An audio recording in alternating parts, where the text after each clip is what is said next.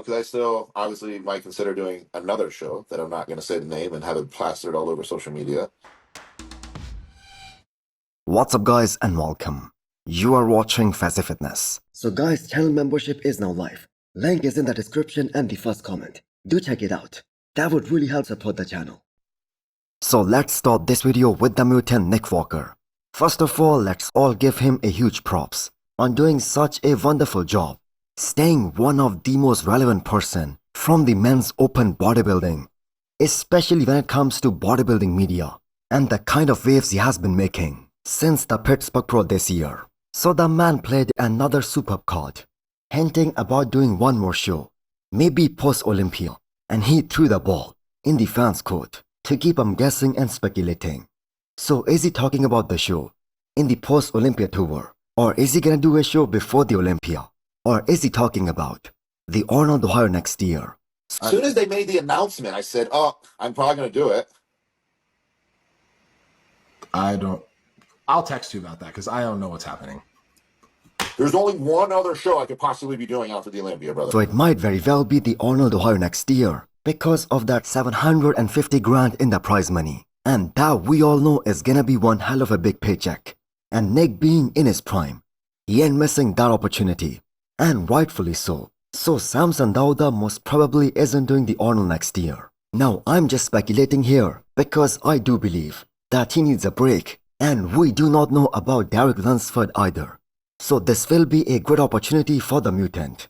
Now if we look back at the last 2 years, it just wasn't his reputation that got hit majorly by skipping the Olympia for 2 years in a row. So being a top 3 to top 4 Olympia contender, he missed a huge chunk of the prize money too. And he could not do the Arnold Ohio either. So he's gonna have to catch up from that aspect too.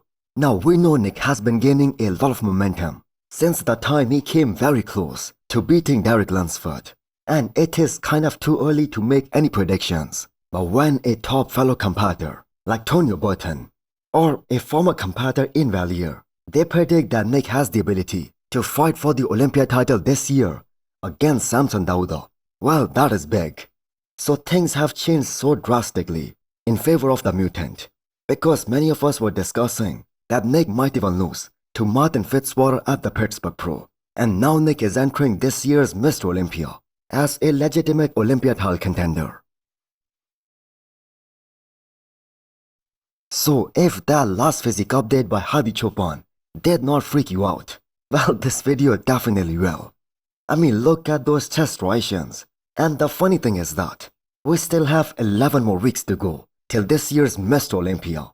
And did you guys also notice how Hadi Chopan is looking considerably bigger, especially in comparison to the past, especially when he switches the sides and does that side chest. So those right there are one of the most freakiest looking shoulders we have seen in quite some time. So a few years back, he was accused of using oil or SEO in that area. In fact, there was this whole controversy back in 2021 at the Olympia when many people out there believed Hadi should have won the Olympia that year, his first Olympia title. And the reason he was placed top 3 behind Big Ramy and Brendan Carey was because his shoulders were looking kind of sus. Now I have no idea how true is that, but right now, all 3 heads of his shoulders, they are looking pretty damn good. And everything is clearly visible and very separated. And I do think that debate should be settled on who has the best, most muscular shot in the entire bodybuilding right now. It has to be Hadi, especially now with all that new size that we are witnessing on him now. Plus, that level of detail that he brings, that is totally unmatched. So it kind of seems like Hadi is gonna show up bigger with that same midsection control that he always has. I mean, the guy is one of the most composed poser in that entire bodybuilding at the moment. And he might be the most feared bodybuilder on that Olympia stage because he doesn't give you any space. And he has been pretty damn consistent throughout his Olympia run.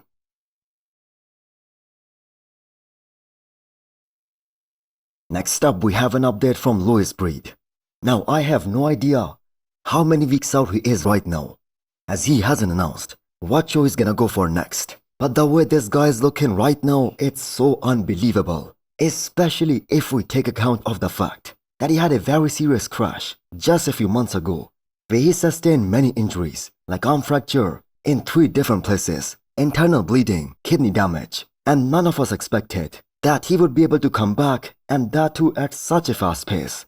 And not just come back, he's looking probably at his all-time best, and he must be on the prep at the moment. And that hard, grainy look, that insane level of conditioning that Lewis is always known for, that is also loading for his next show. Now we know he has some structural limitations, let's not deny that, but he kind of has a similar look to the likes of Branch Warren when it comes to bringing that granite, hall-like conditioning to the stage. And he can expose some of those pretty looking physiques, especially if they miss their mark.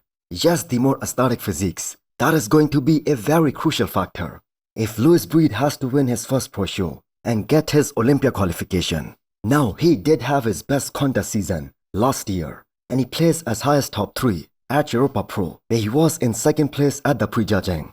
And the look that he brought at Texas Pro last year, that was also pretty damn impressive. So if Texas Pro is on his plan, the man is looking right on the money to bring a superb look in about 3 weeks' time. So Mike Sommerfeld posts a new physique update with every passing week, reminding the whole competition what kind of a dominating physique they're gonna be going up against in 11 weeks' time.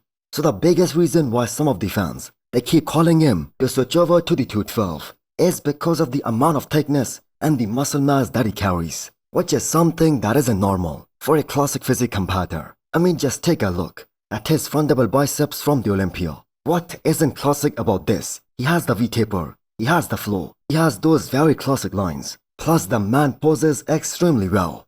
And I guess if you're being too picky, then one thing you can change in that particular pose, that is the insertions of the chest, and that's pretty much it. Which, by the way, is something that is very unique, and that gives him that insane look. So the unmatched thickness of Mike, that is gonna give him the biggest edge over the whole competition at this year's Olympia stage. And unless Terence Ruffin shows up with an additional of 5 to 6 pounds of solid muscle on the stage, there won't be a more muscular guy than Mike Sommerfeld come Olympia this year. Now, so far in the last 2 shows that Mike Sommerfeld did in the span of 1 year, the Olympia and the Arnold this year, he showed us all that he's very consistent when it comes to peaking for all of these shows. So he won the Arnold very convincingly. But his true legacy, that is gonna start if he's able to win the Olympia in October.